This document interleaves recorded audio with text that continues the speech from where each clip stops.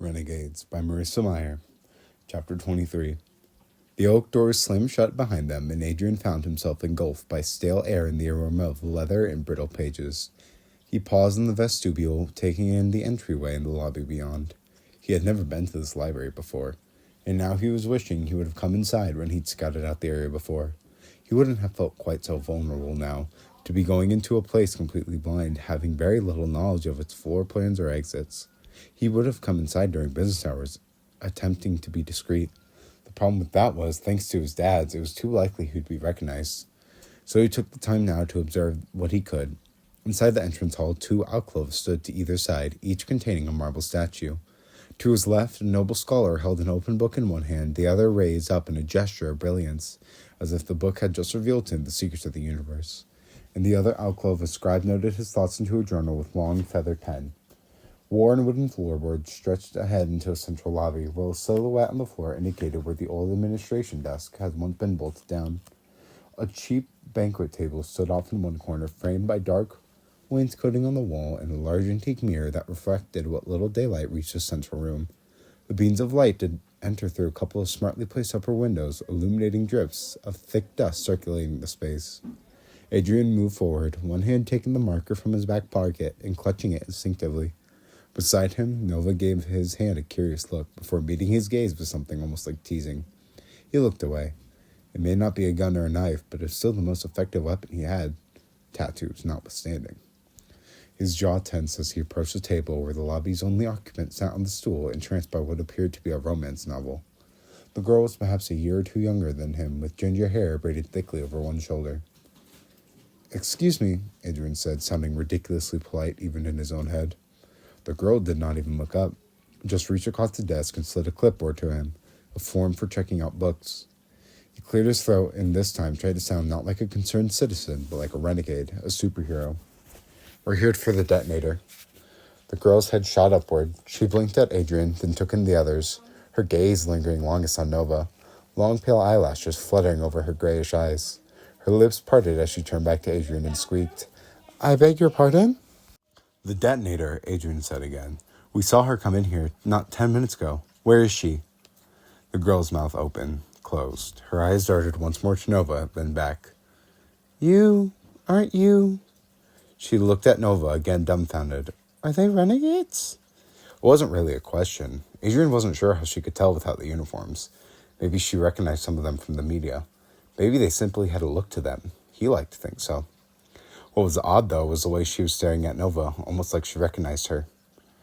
"We sure are," said Nova, her voice run through with assertive pride. "Renegades, all of us, bold, valiant, and, just," whispered Ruby. Nova nodded. "That's the one. Now tell us where." "Are we in trouble?" the girl said, slamming shut her book and clutching it against her stomach, mostly covering the depiction of a shirtless swashbuckler on the cover. "We haven't done anything, I swear. Is this because we've been stalking that cookbook again? Because we were told it was within our rights to—" "The detonator," Adrian said more forcefully now.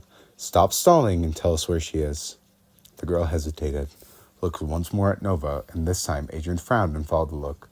Nova turned to him and shrugged, apparently as baffled as he was.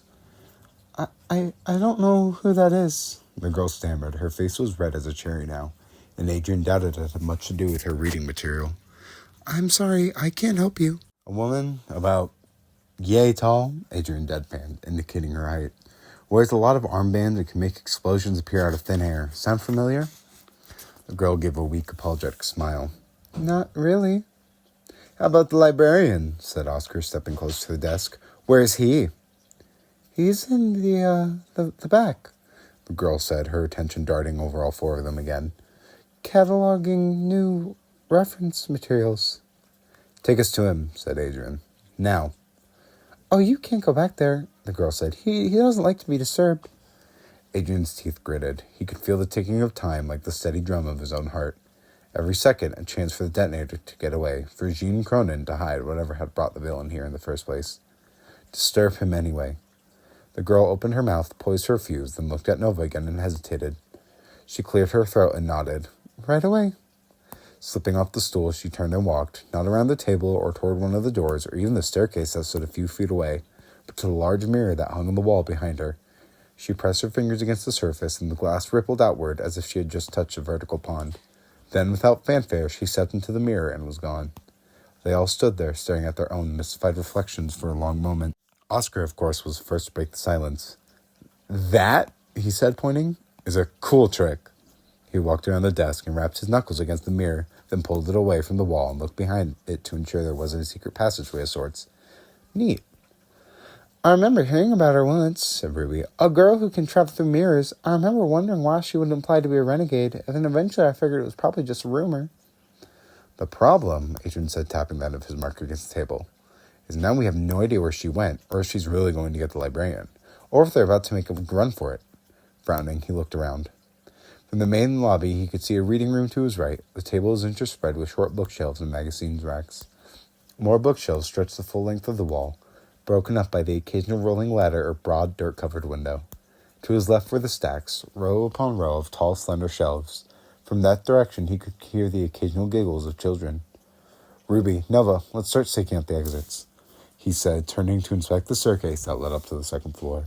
Though the stairs were carpeted, in places that carpet had been worn through nearly to the wood steps below. "The librarian or the detonator might be trying to escape right now." "Escape?" came a wary, roguish voice. "Have I been witlessly drawn into a trap that I must escape from?" Adrian turned to see a stooped man standing in the doorway to the reading room. He had a pointed white beard and scraggly white hair. He wore socks with holes in them and no shoes. His trousers and cardigan were wrinkled and baggy on his slim frame, and his skin was so pale it looked as though he had never met the sun. Adrian stood straighter. "Are you the librarian?" "I am a librarian." "Are you Jean Cronin?" The man peered at him, uncertainty making the corners of his lips twitch, as if he wasn't sure if he was supposed to smile or not. "My granddaughter said there were renegades who wanted a word with me." He laughed, but it was an uncomfortable sound. "I thought she must be playing a practical joke, but here you are. I should have known better. Narcissia likes jokes about as much as I do." His lips gave up the fight and settled downward into a concerned frown. "To what do I owe the pleasure?" "Minutes ago, we witnessed the detonator, a known anarchist, entering this library," said Adrian.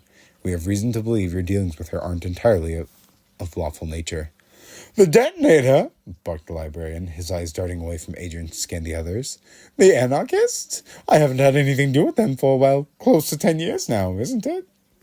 He reached up and spent a moment smoothing down a patch of unruly hair, though it popped right back up as soon as he let his hand fall to his side again. It hung awkwardly at his side before he reached out and pressed his palm against the doorway, knuckles turning white against the wood. "It pains me to think that, even now, the renegades refuse to trust me.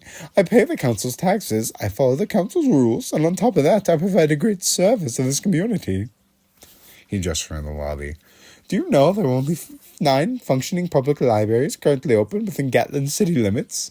There used to be well over 100, and all 9 of those are thanks to the selfless efforts of people like me, who have made it our lives' work to continue the free distribution of sharing knowledge and wisdom, to make sure that the people have access to books.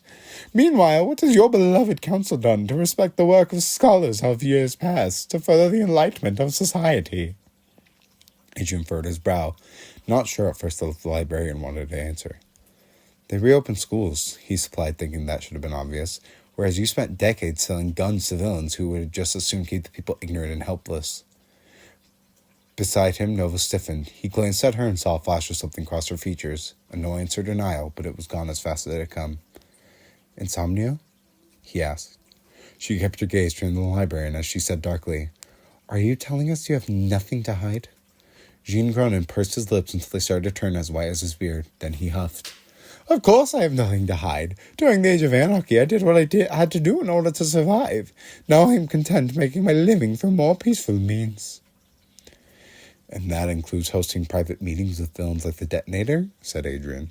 "You are mistaken," said Cronin. "I have not seen the detonator or anarchist," his gaze flew back to Nova, "in a long, long time." "Then you won't mind if we look around?" said Adrian. "This is a public library," said Cronin. "Browsing is always encouraged." Adrian's fingers tightened around the marker. "Maybe you'd be willing to give us a tour of the areas that are open to the public if you really don't have anything to hide, like you say." Cronin inclined his head. "It would be my pleasure." He crossed the lobby to the staircase and had gone up 3 steps when Adrian stopped him. "Not that way," he said. Cronin glanced back. "This building has a basement, right?" Let's start there. The librarian's face went blank. There's nothing in the basement but the furnace and updated stacks. Then it will be quite a quick tour, said Adrian.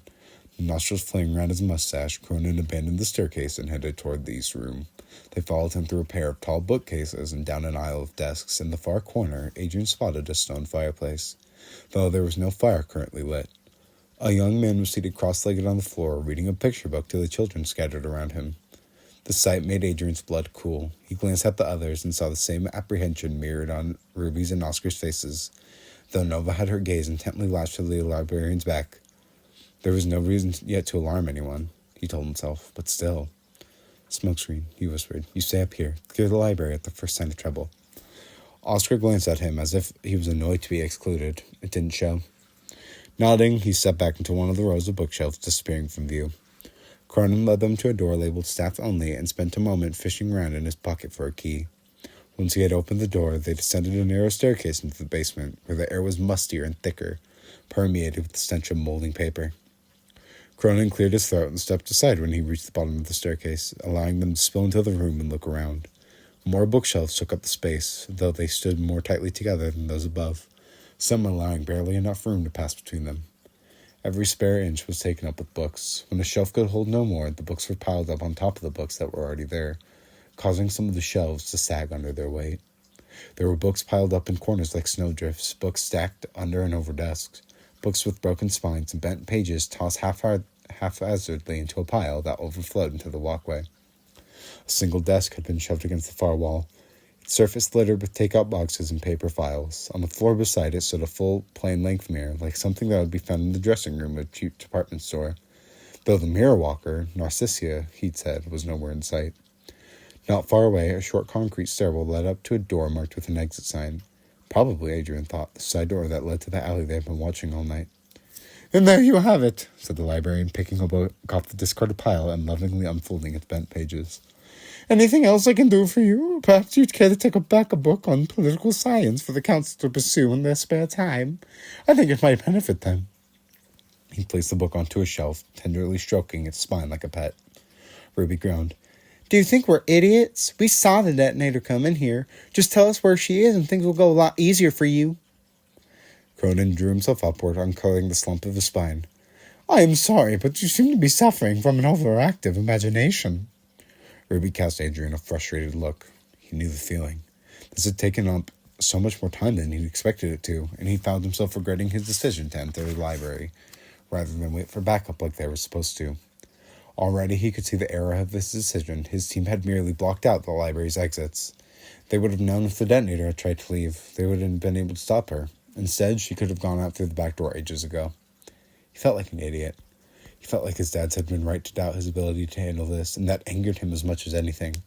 But it was too late to change directions. What would an experienced team do in this situation, to make up for the mistakes he'd already made? Should they threaten Cronin if he didn't give up the detonator's location? Arrest him? Start punching holes in the walls looking for secret alcoves that held illegal contraband? So, said the librarian, heading back toward the stairwell, if you'd like, we can continue the tour upstairs. We have a marvelous collection of rare books and first editions on the first floor. A loud clunk made him freeze. Adrian spun, glancing up the wall the sound had come from. It was yet another wall sporting floor-to-ceiling bookshelves, no different from the others. But as he stared, the books began to tremble, and the wall began to move outward, scraping loudly against the floor. No, Cronin muttered. What is she... No! Adrian took a step back toward the bookshelf. Ruby twisted her wrist, unraveling the wire that held her bloodstone. Nova settled a hand on her belt. The wall of books swung outward, though what lay beyond was too dark for Adrian to see. Then there was a quiet clip, and a single desk lamp flooded the space with dim green-tinted light. They were staring into a room not much bigger than the office cubicle they had spent the night in. There was a single desk in the room's center, holding nothing on it but the lamp. A woman sat in the rolling chair behind the desk, her boots kicked up on its surface as she tipped back in the seat. Ingrid Thompson, the detonator. But this was not an office. This was an armory. The three surrounding walls were lined with shelves and display cases and neatly labeled cabinets. Only this room was not full of books, but weapons. Boxes of bullets and cartridges, rifles, shotguns, handguns, pistols, bandoliers stocked with ammunition, lethal-looking darts, crossbows, hunting knives, and what he suspected was a box of hand grenades. Oh, for all the diabolical schemes, Neville murmured from behind him. This is why we can never win. The detonator smirked. Took you long enough, Renegades. I was beginning to think I'd have to come find you myself.